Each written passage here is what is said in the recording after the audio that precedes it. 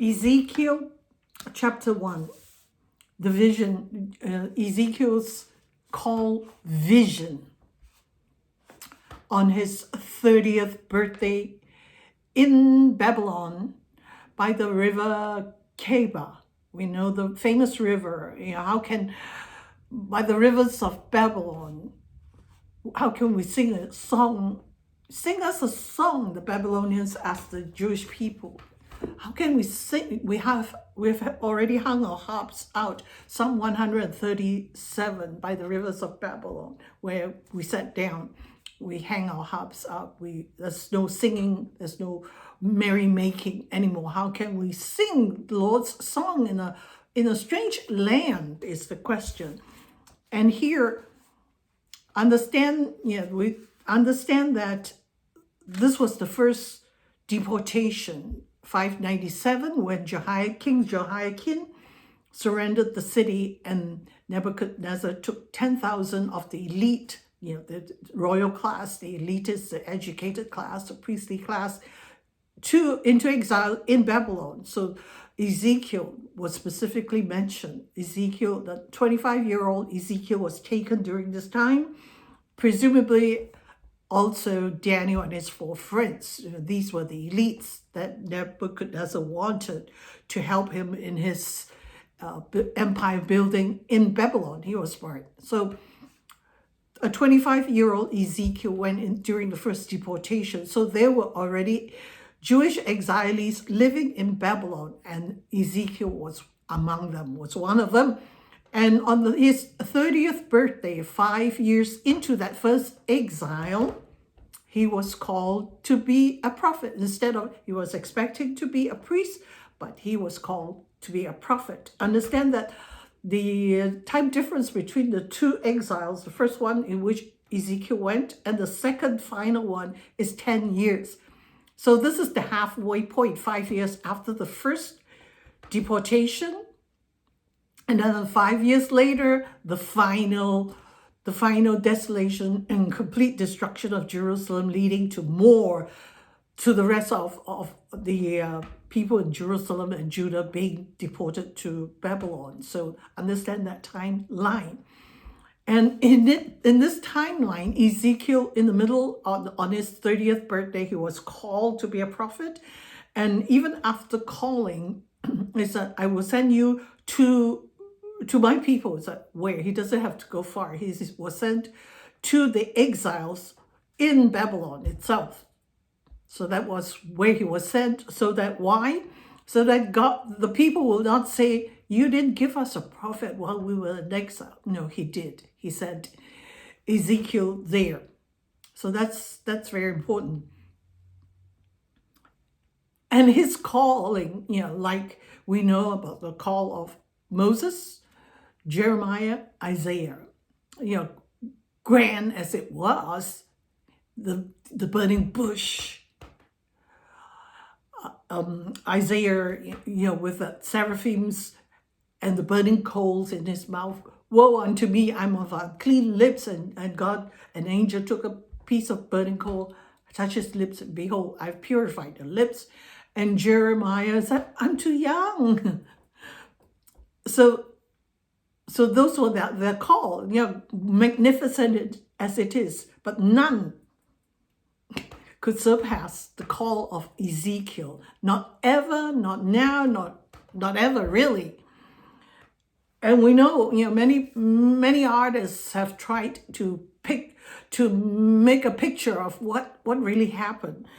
And even it's described in Ezekiel chapter 1, the vision, like it says here, as birthday treats go, Ezekiel's 30th birthday experience is unsurpassed. Never before, never ever again. So here, celebrating a quiet birthday party or whatever, picnic by the river of Keba, the heavens opened.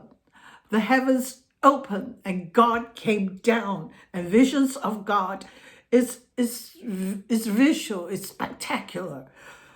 And there were so many moving parts that even Ezekiel, it was hard to describe it. He said, I saw this, I saw that, I saw this, I saw that. So even that is hard to put together, but but try as we can have a small inkling of what happened. There were definitely four creatures, cherubim. So this would not be unusual, because even in the temple in Jerusalem, there were two cherubim guarding the Holy of Holies. You know, that they were winged creatures. Their wings, really out, span out. They touch each other on one side, guarding. So wherever you see cherubims, whether on the walls, there were walls, cherubims on the walls in Jerusalem, besides the two statues of cherubims guarding the Holy of Holies. So wherever we see it, we know a deity is there, a God is there, because the Near Eastern temples had this kind of figures too. If we see in museums, whether in Berlin or in the Louvre or in the British Museum, they call it, this bull-like figure with wings and a face like man. In Eastern tradition, it's called Lamasu. So here he saw these four living creatures guarding. So you expect God, a deity is their God, his glory. You cannot see him, but the light, the flashing light that was there. And these four creatures each had wings, two. They didn't use the wings to fly. Two, they touch each other and then they cover each other with it, and they have faces, So supposedly they were not in a row, but rather from the four corners of a certain platform on which is a throne, a blue throne of sapphires, and the glorious light. And there were wheels. So the wings, they didn't use the wings to fly, to move the throne around, nor did they use the wheels, but there were wheels inside the wheels, and that was what made it move this way, that way. But they did flap the wings and did make huge noise. It's like, whoa, what's going on? So one would think that they would, the four creatures would face outwards in the four corners of the earth. Their backs would be towards each other, but the backs, no. There are faces on the backs too. Face of a man, face of an eagle, face of a lion, face of an ox. Each signifies something. There's nothing that's there that does not signify anything. That it does signify something. So here, and this fantastic vision caused Ezekiel to fall flat on his face. How can you stand in sight of God? You cannot. There's no way. And sorry. And this was his call. And even as he was prostrate, the angels have to move him. The angels said, stand up. So while you prostrate in worship of God, you have to be standing up. Oh, sorry. You have to be standing up when God calls you, when he commissions you. So the Spirit caused him, he could barely move, barely stand up. He has to be made to stand up by the Holy Spirit. I should stop here, but that's all right. But one thing about it was, why was his vision so fantastic?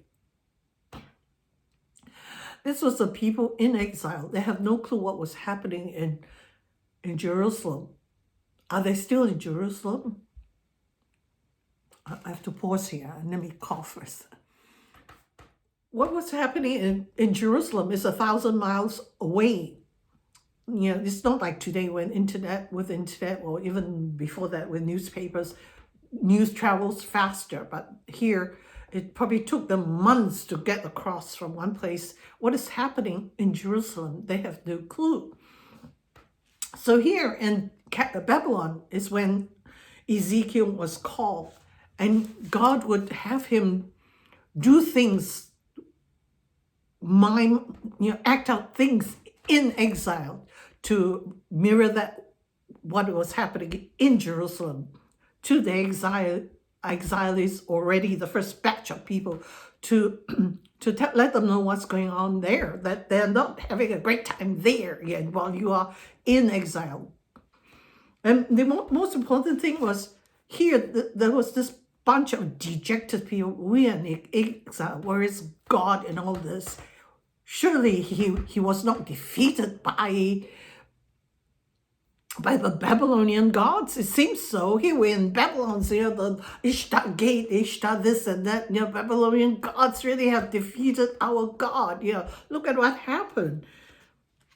But God is coming to show that no, this has not happened.